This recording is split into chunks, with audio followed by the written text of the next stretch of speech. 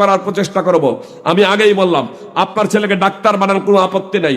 Engineer, barrister, IPS বানান, কোনো আপত্তি নাই। উচ্চ শিক্ষা দেন আপনি, কোনো আপত্তি নাই। কিন্তু আপনি জেনে রাখবেন, সব থেকে বড় উচ্চ শিক্ষা যদি বলেন, তাহলে সেটা হলো আপনার ইসলামী শিক্ষা। এই কোরআন এবং শিক্ষার জ্ঞান আপনাকে অবশ্যই অর্জন করতে হবে। অন্তত ইসলামের মৌলিক জ্ঞানগুলো আপনাকে শিখতেই হবে। অন্যথায় আমার আপনার অন্তরে যে মরিচিকা পড়ে আছে, এই মরিচিকা দূর করা সম্ভব নয়।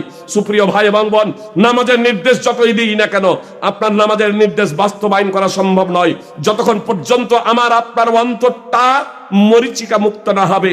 আপনার বাসে বাস ঘুণে ধরলে যেমন কোনো কাজে আসে না, ঘুণে ধরা বাস যেমন নিজেই সোজাভাবে দাঁড়াতে পারে না, অন্যকে টেক দেওয়া তো দূরের কথা, সাপোর্ট দেওয়া তো দূরের কথা, অনুরূপ ভাবে আপনার লোহাই যদি মরিচিকা পড়ে যায়, তাহলে লোহাকে মাটিতে পরিণত করে দেয়।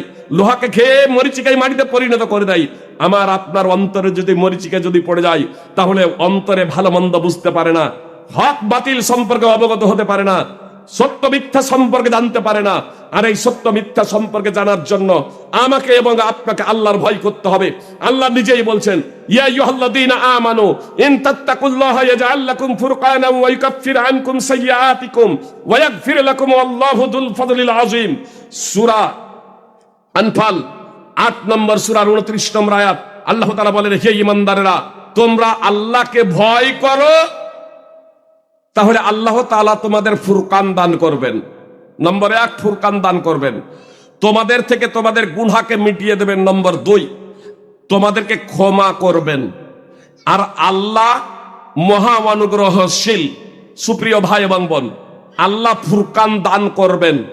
কোরআনকেও ফুরকান বলা হয়, কিন্তু অত্র আয়াতে এখানে ফুরকান বলতে কোরআন বোঝানো হয়নি।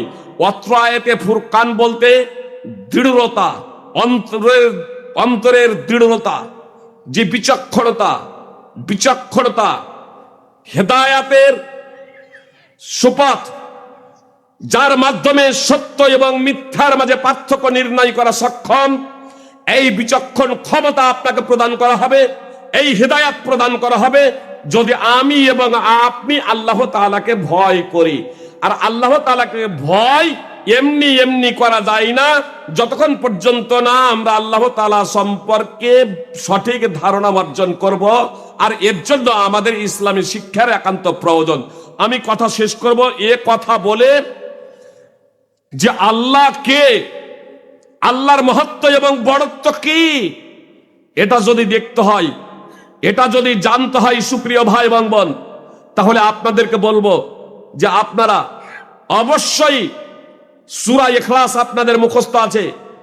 সূরা ইখলাস, বিসমিল্লাহির রহমানির রহিম, কুল হুয়াল্লাহু আহাদ আল্লাহুস সামাদ লাম ইয়ালিদ ওয়া লাম ইউলাদ ওয়া লাম ইয়াকুল লাহু কুফুয়ান আহাদ। এই সূরাটার তাফসীর অবশ্যই আপনারা পড়বেন। সূরা বাকারা ২ নম্বর সূরার ২৫৬ নম্বর আয়াত তাফসীর সহ অবশ্যই অধ্যয়ন করবেন। সূরা হাদীদের প্রথম কয়েকটি আয়াত তাফসীর সহ অবশ্যই অধ্যয়ন করবেন, এবং সূরা হাশরের শেষ ৩ আয়াত অবশ্যই তাফসীর সহ অধ্যয়ন করবেন। তাহলে কিছুটা হলেও আপনারা জানতে পারবেন যে আল্লাহ কে। যত আল্লাহর মহত্ব এবং বড়ত্ব সম্পর্কে অবগত হবেন, তত আপনার অন্তরে ভয়ভীতি তৈরি হবে। জি, আপনার ব্রিটিশ সাংবাদিক, আপনার ২০২৬-এ ব্রিটিশ সাংবাদিক, ইসলাম বলপূর্বক আর তরবারির দ্বারা প্রসারিত হয়েছে এমনটি না। আপনার ২০২৬-এ ব্রিটিশ সাংবাদিক রবার্ট কার্টার কালেমায়ে শাহাদাত পাঠ করে মুসলমান হয়ে গেলেন। সুপ্রিয় ভাই এবং বোন, আপনার ২০২৪-এর রমজান মাসে, ২০২৪-এর রমজানে তথা ২০২৪-এর মার্চের মধ্যভাগে, রমাদান মাসের প্রথম রমাদানেই হার্ভার্ড বিশ্ববিদ্যালয়ের অধ্যাপক, মার্কিন বিজ্ঞানী কালেমায়ে শাহাদাত পাঠ করে মুসলমান হয়ে গেলেন। কি প্রয়োজন ছিল? সেখানে গিয়ে মোল্লারা গিয়ে দাদাগিরি করে নাকি? মার্কিন যুক্তরাজ্যে, আমেরিকার মাটিতে একজন বিজ্ঞানী, স্টেম সেল ওষুধের উদ্ভাবক কালেমায়ে শাহাদাত পাঠ করে মুসলমান হয়ে গেলেন।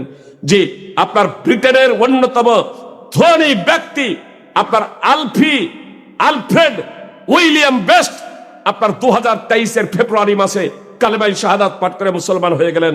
জাপানের বিজ্ঞানী আতোশি কামাল আকুদা কালেমাই শাহাদাত পাঠ করে মুসলমান হয়ে গেলেন, পবিত্র কোরআন অধ্যয়ন করে, সুপ্রিয় ভাই এবং বোন। আর আমরা হতভাগা জাতি মুসলিম।